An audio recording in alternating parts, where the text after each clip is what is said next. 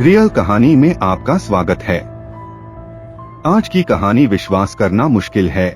Uruguay की एक rugby team Andes पहाड़ों के दिल में क्रैश हो जाती है। भीषण ठंड में फंसे हुए, दुनिया से कटे हुए, वे जीवित रहने के लिए एक चौंकाने वाला कदम उठाते हैं। आखिर तक देखें, क्योंकि जो उन्होंने अपने अंतिम दिनों में किया वह आपको हैरान कर देगा।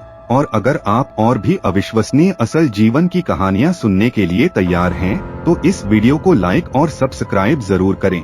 इससे हमें और भी शानदार कहानियां लाने में मदद मिलती है।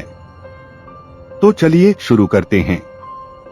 13 अक्टूबर 1972 को एक विमान जिसमें 45 यात्री सवार थे, जिसमें उरुग्वे के ओल्ड बॉयज रग्बी क्लब के सदस्य, उनके परिवार और दोस्त शामिल थे, उरुग्वे से सैंटियागो, चिली के लिए उड़ान भर रहा था। जो यात्रा खुशी से भरी हुई थी, वह जीवित रहने की जंग में बदल गई, जो हर यात्री की हदें पर जा पहुंची। विमान, जो उरुग्वे एयर फोर्स द्वारा ऑपरेट किया जा रहा था, शुरुआत में सामान्य लग रहा था।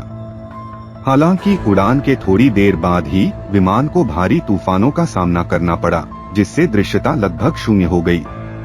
इतनी जोरदार हवा और अशांत मौसम में पायलट के लिए विमान को नियंत्रित करना मुश्किल हो गया, और उनकी पूरी कोशिशों के बावजूद विमान ने मार्ग से भटकते हुए एंडीज पर्वतों का सामना किया। अचानक एक बड़ा हादसा हुआ। विमान 12,000 फीट की ऊंचाई पर पर्वत की चोटी से टकरा गया। प्रभाव इतना भयंकर था कि विमान का ढांचा टूटकर बिखर गया और कई यात्री मौके पर ही मारे गए। जो लोग बच गए वे मलबे में बिखरे हुए थे, घायल थे, लेकिन वे जीवित थे। और अब यही सबसे बड़ी बात थी। एंडीज की बर्फीली ऊंचाइयों में फंसे हुए वे एक भयावह स्थिति का सामना कर रहे थे। बाहरी दुनिया से संपर्क का कोई तरीका नहीं था, और मलबे ने केवल सीमित शरण प्रदान की थी। बर्फ और ठंड लगातार गिर रही थी। उनके पास खाने का कुछ भी नहीं था, और पानी भी बर्फ के अलावा कहीं से नहीं मिल रहा था।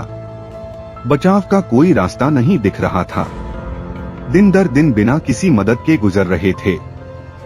जब भूख और ठंड ने उन्हें पूरी तरह से तोड़ दिया, तब उन्हें अपनी स्थिति की भयानक सच्चाई का सामना करना पड़ा। उनके पास जो भी संसाधन थे वह जल्दी ही खत्म होने लगे थे। हफ्ते बीतते गए और उनकी स्थिति और कमजोर हो रही थी। सर्वाइवल के लिए उन्होंने वह किया जो कभी किसी ने कल्पना नहीं की थी। वे अपने मृत साथियों के शरीर को खाकर जिंदा रहे। यह एक ऐसा निर्णय था जो उन्हें हमेशा के लिए तड़पाता रहेगा, लेकिन यह उनके लिए जीवित रहने का एकमात्र तरीका था। मौसम और भी खराब हो गया, और वे जानते थे कि अगर जल्दी कुछ नहीं किया गया तो वे सभी मर जाएंगे। तभी दो जीवित बचे हुए लोग, फर्नांडो पर्राडो और रॉबर्टो कैनेसा, पर्वतों के बीच मदद पाने के लिए एक खतरनाक यात्रा पर निकल पड़े। वे दोनों घायल थे और भूखमरी से कमजोर थे, लेकिन वे जानते थे कि उनकी केवल एक उम्मीद अब सभ्यता को खोजने में है।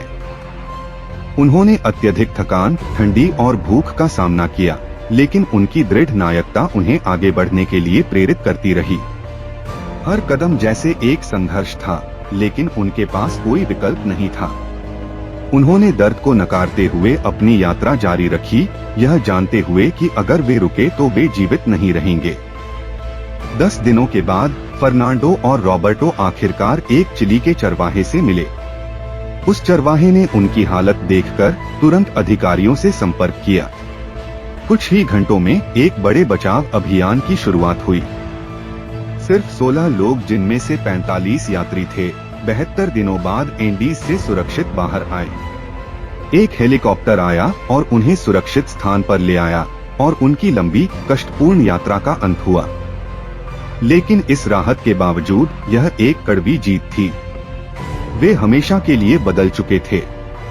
केवल 16 लोग बच पाए, और उनमें से कई शारीरिक और मानसिक रूप से गहरे घावों से जूझ रहे थे।